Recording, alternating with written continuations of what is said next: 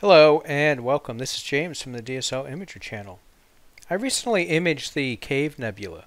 It's the first time I went after the cave with the Hubble palette. Now, I targeted the cave twice before. Last year I shot LRGB with the Celestron 8-inch edge, but the year prior to that I used a 70mm refracting telescope with the ASI 533 MC. And in fact, that was the first time I tried using the L-Extreme filter. Now, if you want to see that L-Extreme shot, let me pull it up here really quick. So yeah, there it is. So I'd like to think my processing skills have improved since this picture was taken. Actually, it looks like it's about 3 years ago. But anyway, I shifted my cameras around. For a while I'm currently using that 65 PHQ, and I had that same ASI 533 MC attached to it. Recently I moved the 533 MC over to the Celestron Edge, and I moved the 294 monochrome camera that I was using with the Edge over the 65 PHQ. Now, for those that are wondering, I did continue to use bin 2 with the 294 on this 65 PHQ. Now, some people may question that because they're thinking, well, if I use the bin 1 mode with the really small pixels, that will give me a better image scale and increase the resolution with this small scope. Now, there are a couple of reasons why I did not run bin 1 with this. The number one main reason is that the image scale at bin 1, even with this little 65mm scope, is right around 1.1 arc seconds. And the problem is that the mount that I'm using with this scope, the Celestron AVX, it cannot reliably maintain 1 second of arc second of guiding. It can achieve that typically, it can even get below that, but sometimes it's over that, and sometimes I'm lucky to hold 1.5 arc seconds. And the reasons behind that, from what I've observed using this mount for years now, since 2017, is that it's very sensitive to where the object is in the sky. And pointing north, it does pretty well, but at some altitudes in the north it struggles, and if you try pointing it south, it really struggles. So it's just the inconsistency of the mount, and because this was the first target that I was going to try using this 294 on this scope, I just didn't want to mess around with potentially losing a lot of subs due to guiding errors. The other reason is because the pixels are really small, and this is a small scope. The signal to noise ratio does take a hit because you're talking about limited light gathering and then little pixels, so not a lot of light per pixels. I did some initial comparison shots between bin 1 and bin 2 in HA, and it was quite noticeable. The signal was a lot brighter with 2x2. And at the time, when I started on this target late spring, the weather was very dicey, very unpredictable, and so I wasn't sure how many hours I would have available to image anyway, and I thought, in addition to the guiding, the safer bet was to go with bin 2x2 to just maximize the signal, understanding that I might be taking a hit in the resolution. And there's one other reason. Let me pull up Astronomy Tools really quick. Alright, so ignore the target. There's a telescope, 65 PHQ. There's our focal length, aperture 65mm. Here's a 294 in bin 1 mode. Alright, so there's our resolution. There's our pixel size. Now note, right, okay, so 1.1, 1.15 is the image scale at bin 1. But look at the Dawes limit. Like, this is the resolving power of the telescope. And it's 1.78. So, I mean, is there really an advantage to the overall resolution, the resolving power of the scope if you run it bin 1? I mean, it's a little scope, 65mm. It can only resolve so much. If I change it to bin 2, right, now you see I'm at 2.3 arc seconds, which some people might consider undersampled, but it's closer to what the Dawes limit is. And of course I'll drizzle the data, so I'll get some of the resolution back. So anyway, I just wanted to get this out of the way at the beginning of this video. I do plan on doing a comparison with this scope and this camera at bin 1 and bin 2. The target I shot after the Cave Nebula, I did get some data, a decent amount of data at bin 1. You know, ignoring the fact that the stars are not going to look great because of the guiding errors, and just kind of comparing the other stuff. So stay tuned, that video is coming. Alright, so let's continue with the Cave Nebula. Alright, so what you see here is the HA. Oh, let me bring out the breakdown. So here's our breakdown, 59, so 452nd subs, 59 HA, 6703, 47 S2. This wasn't really planned. There was no, I didn't aim for 03 to get more 03 than the others. Really the way this worked out was the moon, right? So I did start, the moon was pretty bright there for a bit, so sulfur is what I use for the bright moon. H alpha gets some moon, and 03 gets no moon. So I had a lot of nights with no moon, and it was just it was difficult to shoot anything other than 03 when there's no moon out. Alright, so I ran dynamic background extraction against each of them. There's the S2, so dynamic background extraction really helped with that S2. HA, yep, looks great. I used the same, I'm going to double click. You can see these are the settings that I used for both the HA and S2. So you can see where I place the reference points. Basically I put them in the darkest part of the nebula, since, I mean, in this shot there really isn't a background, but there was definitely some gradient thanks to the moon. So this is what I used. For 03, because the gradient was so strong in the 03, you can see this, I pretty much eliminated the gradient. I had created a different reference. It was basically the same reference points as the previous two, but I added a few more around here. I mean, again, it's 03, there's not a lot of 03 signal, and so I didn't have to be as careful with placing the reference points. Oh, by the way, totally unrelated, side note here. I'm running the latest version of Pixinsight. Did anyone else notice that it had swapped the the locations of yes, no, and cancel, and whatever the other option is? They swapped them, and if you've been using this for years, your muscle memory it really messes you up on that. So you can change that. Global preferences, and where did he put it? It's hiding in here. Message box settings. Yeah, there it is. All right. So if a Pixinsight update ever swaps buttons around for you and it's driving you nuts, you can always go back to preferences, message box settings, and change it to how you like it. So just a little tip out there. Alright, and one more thing I wanted to show. We have a couple of new things out there for, we got this narrowband color mapper script, which is new. And I attempted to use this. In fact, you can see the results here. Adam Block's got a video out going through the process of doing this. And it looks like for narrowband images, since you have liberty with the colors anyway, there's a lot of potential here. But I couldn't make it work. Well, I couldn't get a good result out of this image. And I think maybe the Cave Nebula just happens to be one of those areas in the sky that don't play well.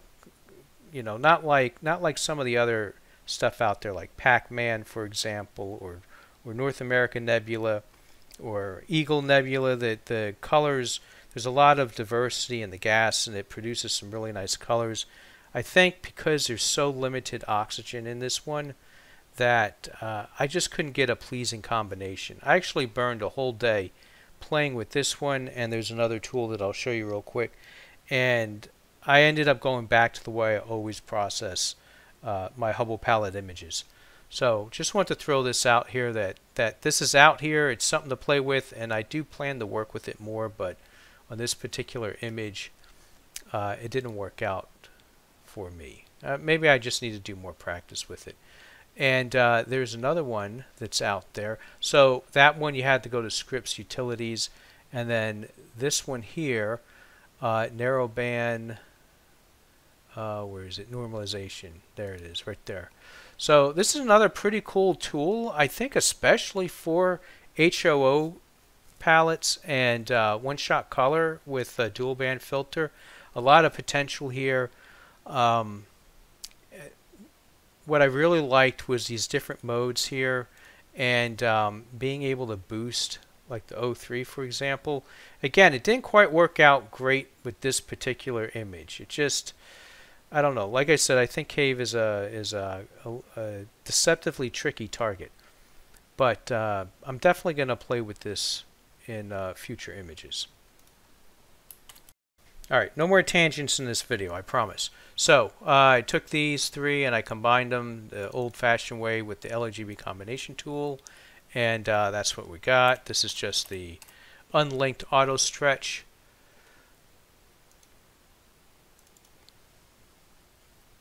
Alright, so I made a clone, and then I ran Blur Exterminator, right? So you can see the difference in the stars.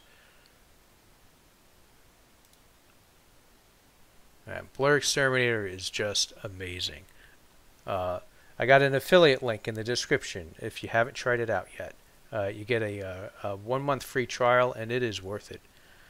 Now, at this image scale, it didn't do a whole lot on the nebulosity, which is expected. Blur Exterminator does amazing work on the nebulosity at longer focal lengths. At wider focal lengths, like I'm doing with this 65mm scope, its main benefit is the work on the stars. Alright, so after Blur Exterminator, remove the stars.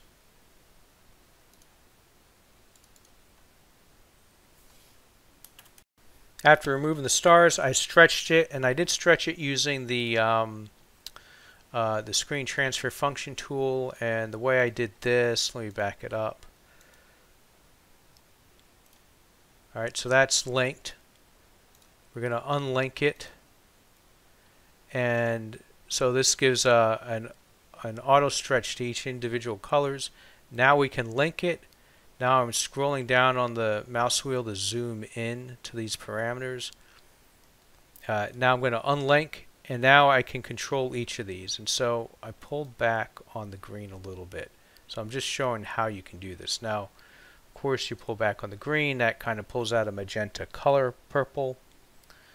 But anyway, I tweaked the screen transfer function, and that's what I ended up with was this here. So I made another clone. Now the first thing I wanted to do is get rid of this magenta here, right? As a consequence of dialing back on the green. So what you're seeing is I'm inverting, and I'm subtracting green using the SCNR tool. I didn't do a full 100%. I want to say I did like 50%. And invert back, and now, yeah, this looks better. Basically, when you subtract, you invert an image and then subtract green and invert it back, you're going to end up with kind of a yellowish brownish color, and that's what we got here. Now I'm doing some initial curves work here, just wanting to increase the contrast. And you can see here I hit it with another shot of SCNR. And again, it was not a full percent because I do like to leave some green in the image. My goal is to try to maintain a hint of green around this brightest part here. So hit it with SCNR, you can see a touch of green, and I knew I'd get some of this green back with increasing saturation. More curves work here to increase the contrast. And I mean, what I'm really trying to do is, there's so much dust in this area, and so I'm trying to pull out the dust, because if you go too bright or too contrasty, it can wash out a lot of the fainter dust in here. So I got to this point, decided to make another copy, and then continue. So yeah, I did feel like it was getting a little too dark. So this, again, this is all curves work, increasing curves, now raising saturation a little bit.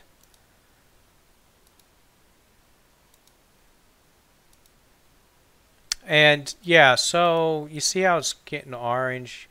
So I definitely didn't want to keep this yellow. I wanted to move it closer to red, and I thought the orange would mix well with this brownish color we have in the back. And so again, this is curved, so pulling back using a mask, right? I got a mask here.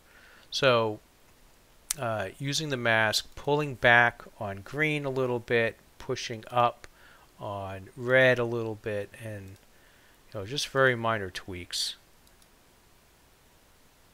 Now you can see that we have some artifacts left over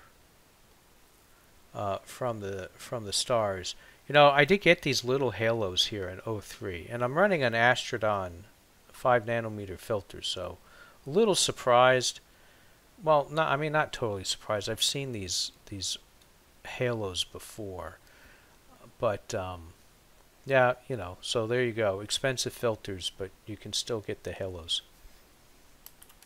Astrodon, by the way, is not available anymore. The company that was selling them, Farpoint, they're not getting them back in stock. I reached out, and they told me that they were purging their stock and they were no longer affiliated with Astrodon, and mentioned that someone else might be taking it up, but who knows when that will be.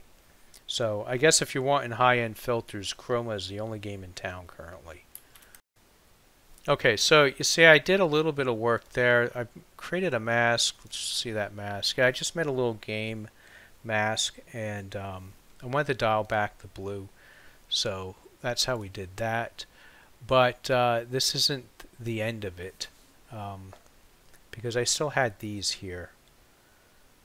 And I take care of these for the most part near the end. So we'll get to that when we get there. So I got to this stage, and then I took the picture into Photoshop. I don't have the Photoshop history to share here, but basically all I did is I went into the camera raw filter and tweaked the image with the dehaze and the clarity and vibrance and a little bit of contrast too, I think. So this is what I got from Photoshop.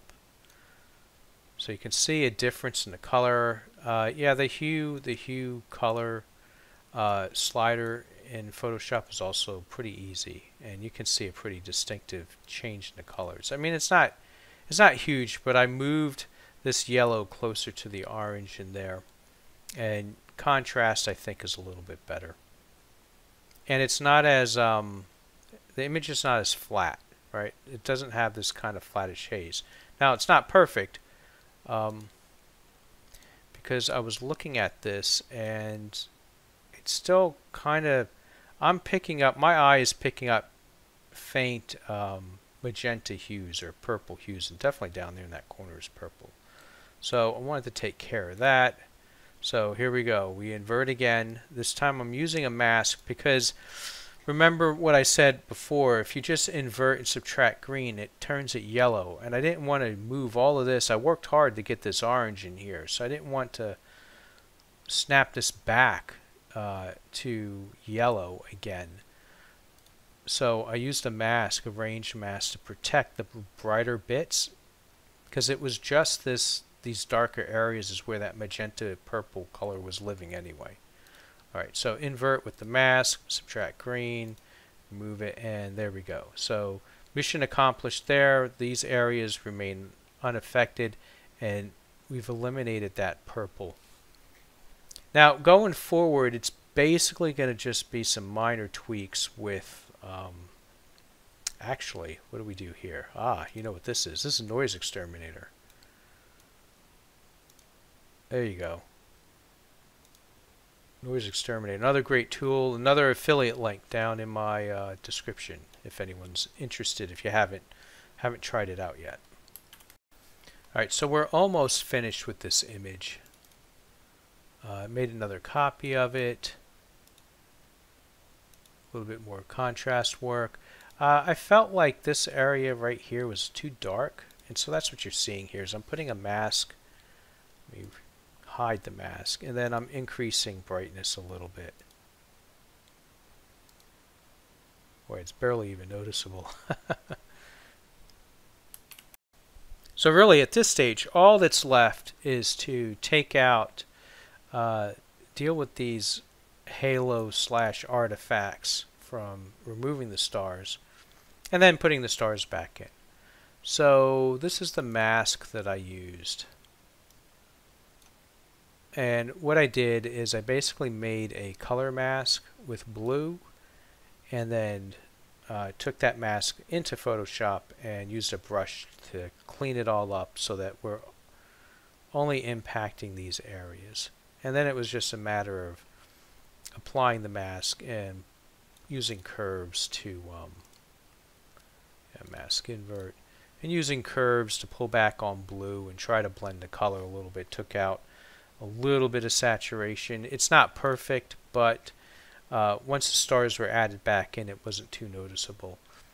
As far as the stars go, here they are.